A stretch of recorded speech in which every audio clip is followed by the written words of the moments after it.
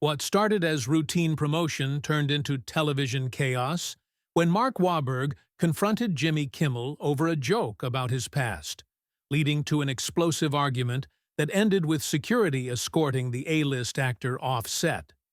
The studio audience settled into their seats, expecting another typical late-night entertainment show.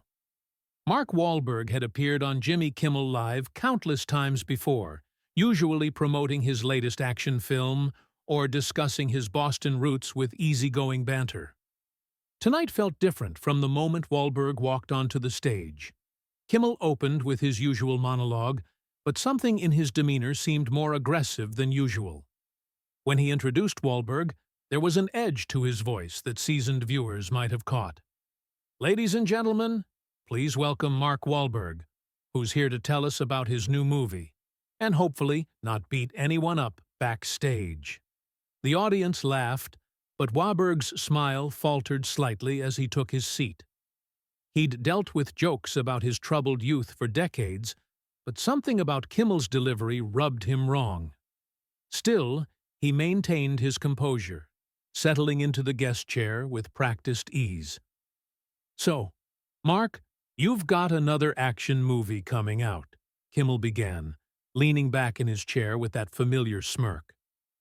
"At 53, when do you think you'll finally retire from pretending to be tough on screen?"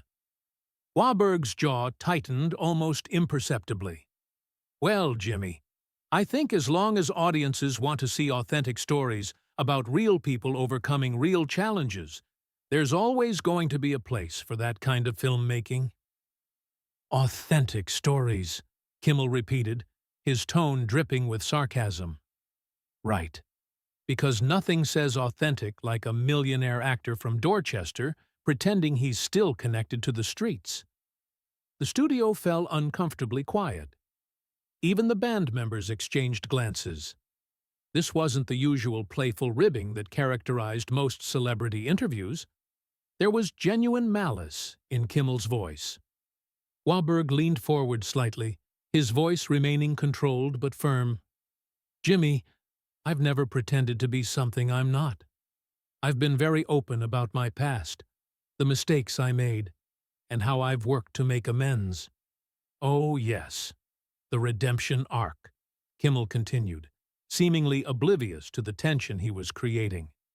"Tell me, Mark, do you think your victims from back in the day watch your movies and think, 'Oh, good. The guy who gave me permanent vision problems is now worth $300 million. The reference to Wahlberg's 1988 assault conviction hit like a sledgehammer. Wahlberg's publicist, sitting in the green room, immediately reached for her phone. This was crossing every line of professional conduct in the entertainment industry. "Jimmy, that's completely inappropriate," Wahlberg said, his Boston accent becoming more pronounced as his anger rose. "I was 16 years old. I served my time. I made direct amends to the people involved. And I've spent 35 years trying to be a better person." "Have you, though?" Kimmel pressed, clearly enjoying the discomfort he was causing. "Because from where I sit, it looks like you just got rich and famous enough that people stopped caring about what you did." The audience was dead silent now. Camera operators were getting signals from producers in the booth, unsure whether to keep rolling or cut to commercial. Wahlberg's hands were visibly shaking, not from fear, but from the effort it was taking to maintain his composure. "You know what, Jimmy?" Wahlberg stood up slowly, his voice dangerously quiet. "I came here tonight to talk about a movie that employs hundreds of people, supports dozens of families, and tells a story about second chances. But instead, you want to drag up the worst moment of my life for cheap laughs." Kimmel seemed to realize he'd gone too far, but his ego wouldn't let him back down. "Hey, I'm just asking the questions people want answered. Isn't that what journalism is about?" "Journalism?" Wahlberg's voice rose for the first time. "This isn't journalism, Jimmy. This is a hit job. And frankly, coming from someone who built their career on making fun of people who can't fight back. It's pretty rich. The tension in the studio was now so thick, it was almost visible. Audience members were shifting uncomfortably in their seats, unsure whether they were witnessing entertainment or a genuine breakdown in professional courtesy. Security personnel had quietly moved closer to the stage area. Kimmel's face flushed red. He'd always prided himself on being able to handle difficult guests, but Wahlberg's controlled fury was unlike anything he'd encountered. The actor wasn't yelling or causing a scene in the traditional sense, but his quiet intensity was somehow more intimidating than any outburst would have been. "Mark, maybe we should take a break," Kimmel suggested, finally recognizing that the situation was spiraling out of control. "No, Jimmy, let's not take a break," Wahlberg replied, his voice steady, but filled with barely contained rage. "Let's finish this conversation." The studio lights seemed to burn brighter as the two men stared at each other across the desk. Kimmel's usual confident demeanor was beginning to crack, but his pride kept him from backing down. He glanced nervously at his guards, then back at Wahlberg, who remained standing, towering over the seated host. "Look, Mark, I think you're being a little sensitive here," Kimmel said, attempting to regain control of the situation. "This is comedy. It's what we do. If you can't handle a few jokes about your past, maybe you shouldn't be in Hollywood." The words hung in the air like poison gas. Several audience members audibly gasped. Even Kimmel's band leader was shaking his head, recognizing that his boss had just made a catastrophic error in judgment. Wahlberg's face went stone cold. "Sensitive? Jimmy? Let me tell you something about sensitivity. I was a 16-year-old kid from a broken home, addicted to cocaine, angry at the world. I hurt people, and that's something I have to live with every single day. But you know what? I don't have to live with some privileged comedian from Brooklyn lecturing me about my past while he sits behind a desk worth more than most people's houses." The personal attack on Kimmel's background hit its mark. The host's face leaned further, and his voice took on a defensive edge. "Privileged? I worked my way up from nothing. Just like you claim you did." "Claim?" Wahlberg stepped closer to the desk, his voice rising. "I didn't claim anything, Jimmy. I lived it. While you were making prank calls for radio stations, I was trying not to get shot walking to school. While you were kissing up to celebrities for interviews, I was working construction at 4 in the morning to pay for acting classes." The audience was completely silent now, transfixed by the raw emotion pouring out of both men. This wasn't scripted banter or manufactured drama for ratings. This was two successful men having a very real, very ugly confrontation on live television. Kimmel tried to laugh it off, but the sound came out forced and hollow. "Come on, Mark. You're taking this way too seriously. We're both entertainers here. We both know how this game works." "Game?" Wahlberg's voice dropped to a dangerous whisper. "This isn't a game to me, Jimmy. My past isn't entertainment for your audience. The people I hurt weren't punchlines for your monologue, and the work I've done to try to make things right isn't material for your jokes." The host was sweating now, visible beads of perspiration forming on his forehead under the hot studio lights. His writers in the booth were frantically gesturing, but he couldn't see them.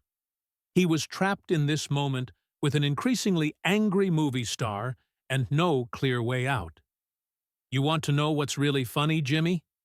Wahlberg continued, his voice gaining momentum.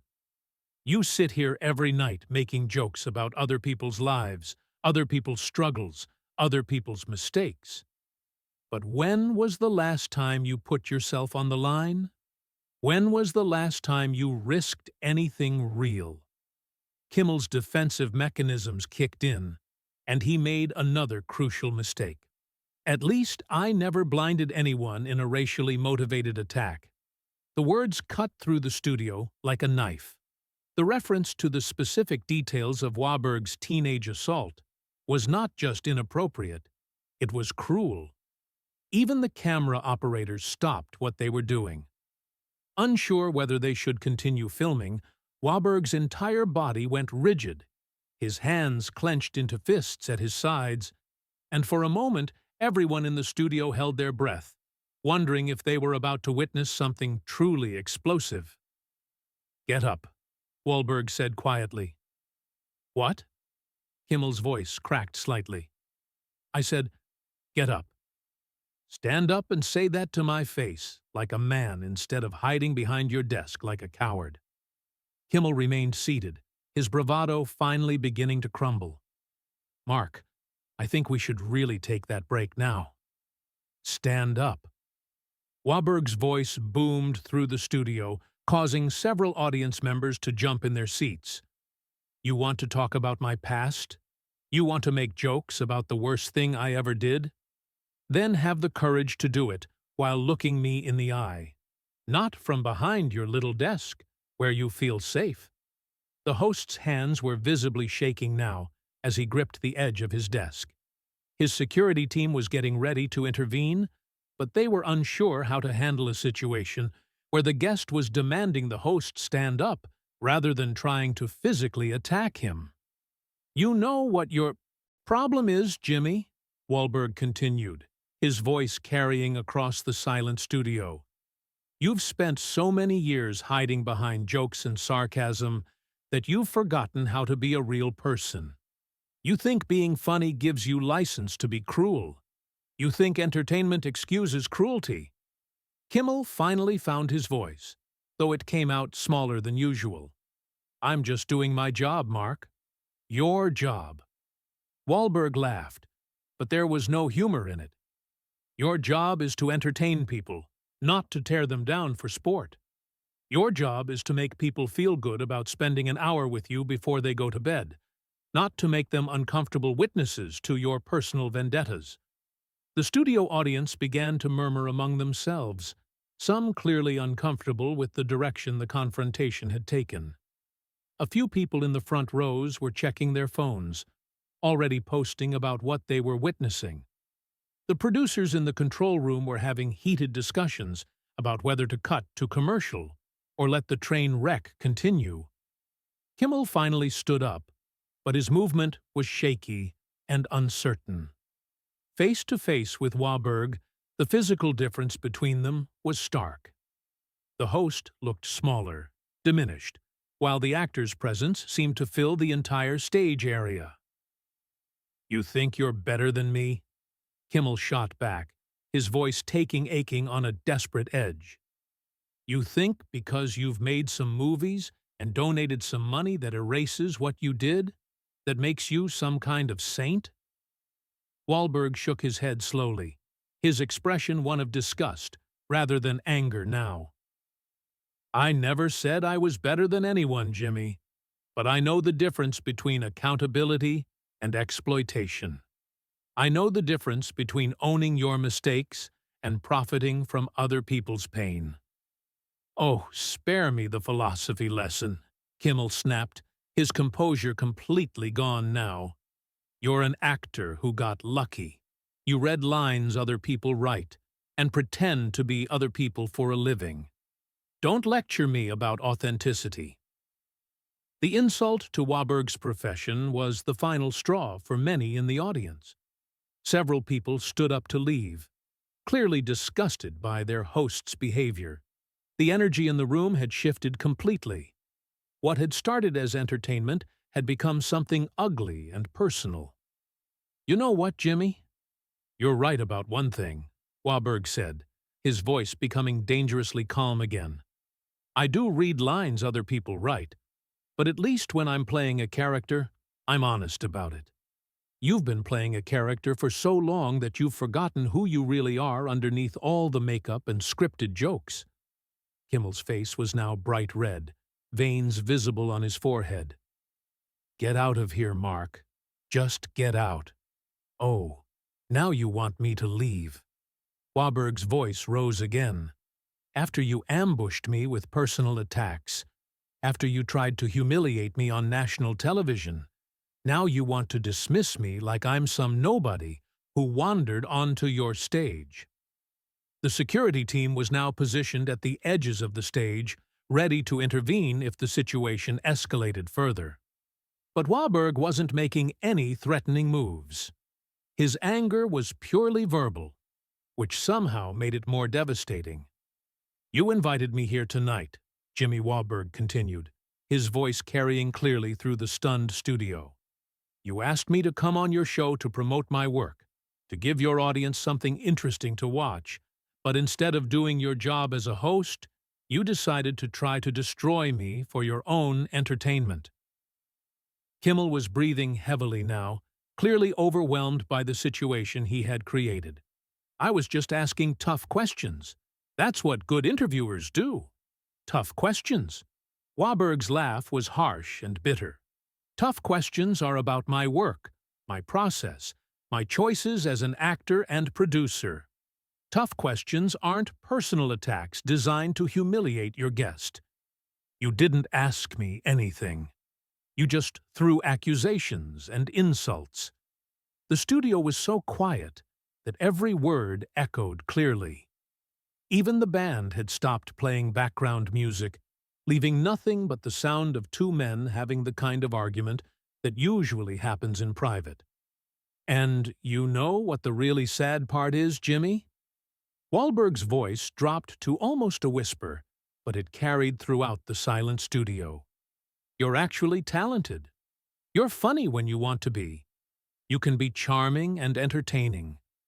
But somewhere along the way, you decided that being cruel was easier than being creative." The personal nature of the critique seemed to hit Kimmel harder than any of the previous insults. His eyes welled up slightly, though whether from anger or something else was unclear. "Don't you dare try to psychoanalyze me," Kimmel said, his voice breaking slightly. "You don't know anything about me or what I've been through." "You're right. I don't," Wahlberg replied, "because you hide behind your jokes and your sarcasm and your fake smile. You never let anyone see who you really are. At least I've been honest about my failures. At least I've admitted when I was wrong and tried to make it right."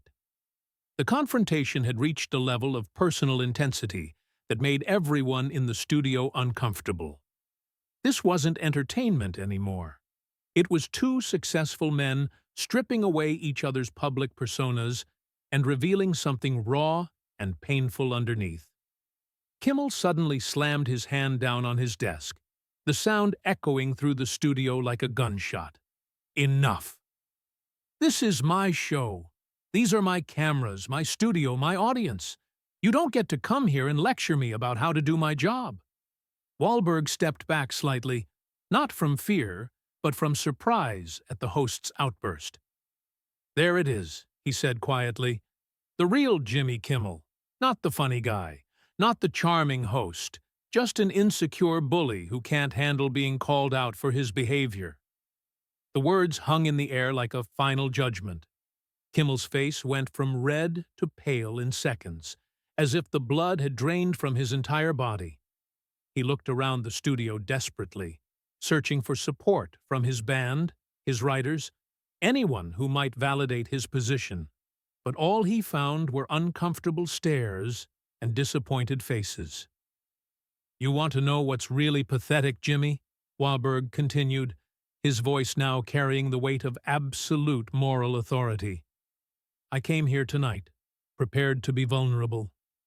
I was ready to talk about my mistakes, my growth, the people I've hurt, and how I've tried to make amends, because that's what real people do. They own their failures and try to learn from them." Kimmel opened his mouth to respond, but no words came out. He was completely deflated.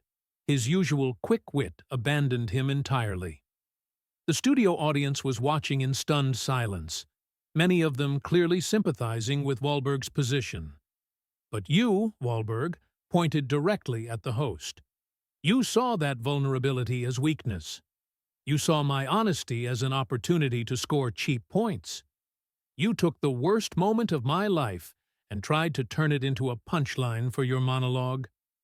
The security team was still positioned nearby, but it was clear they wouldn't be needed. This wasn't going to escalate into physical violence.